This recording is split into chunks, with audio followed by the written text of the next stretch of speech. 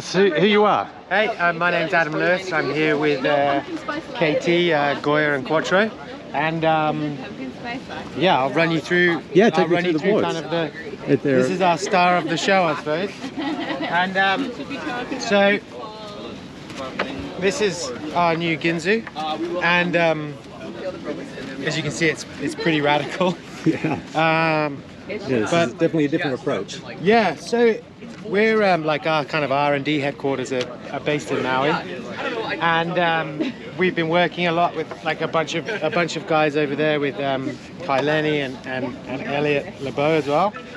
And basically, the guys were coming to us, and they wanted to get a board that had like a real direct foil feel. And so I think they'd been trying like some of the really thin kite foil boards and like the wake foil boards are super thin, and they were loving that kind of real direct foil feel basically. And so we were like, okay, Keith DeBoer was like, okay, I'm gonna cut it, and there's your super thin board that feels just like the board you've been looking for, but here's your normal kind of prone and wing foil board. So so enough volume that you can paddle back in if the wind drops. Yeah, exactly. And so the real cool thing actually was that, like, after making a couple and then testing them, having that like real nice direct feel was there, and especially once you start getting into like some of the bigger boards, this is 120. Normally that's a real thick board, right?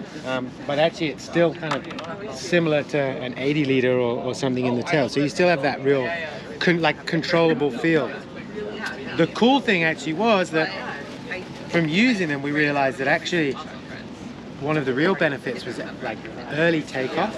So basically, actually, if you imagine, like, once you start getting a little bit of forward momentum, this part of the board isn't in the water anymore, and the foil's kind of already starting to drive and lift. So actually, your like early takeoff is incredible because you're just, you're getting rid of a load of resistance, you're getting a lot of release.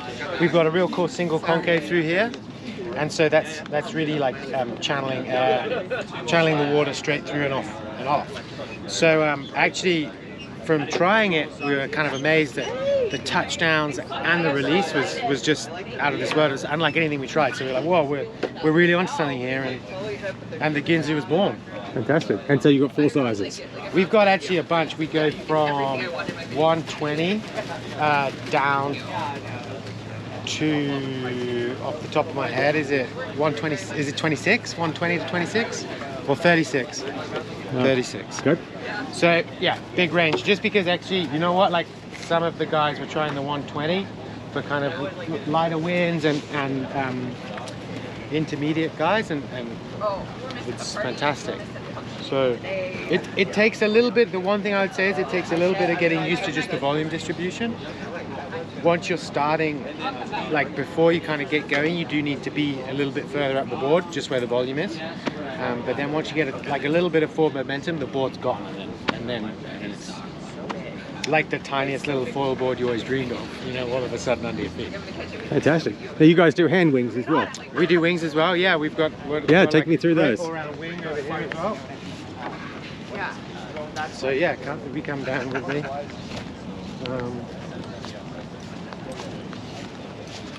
Yeah, so